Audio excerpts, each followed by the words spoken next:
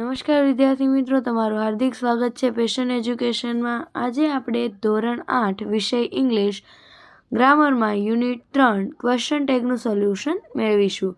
Question tag એટલે કોઈપણ વાક્યના અંતે મૂકવામાં આવતો ટૂંકા પ્રશ્નને ક્વેશ્ચન ટેગ કહેવામાં આવે છે। એ ઘણા પ્રકારના હોય છે, જેમ કે નેગેટિવ ક્વેશ્ચન ટેગ।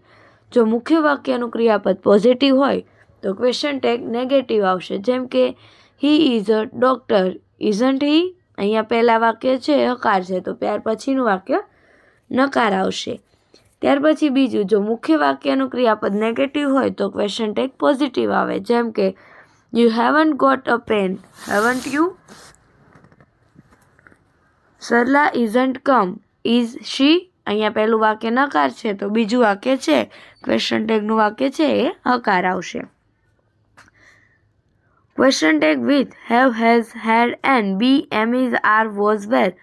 જો મુખ્ય ક્રિયાપદ હેવ, હેઝ, હેવ અને બી ક્રિયાપદ હોય તો ક્વેશ્ચન ટેગમાં પણ તે જ ક્રિયાપદ લાગે છે, પરંતુ જો હેવ, હેઝ નથી હોતા તો ત્યાં તમારે ડુ અને ડઝના એટલે કે ડુ, ડઝ અને ડીડના ક્રિયાપદ લગાવવામાં આવશે। ત્યાર પછી એની એક્સરસાઇઝ જોઈએ।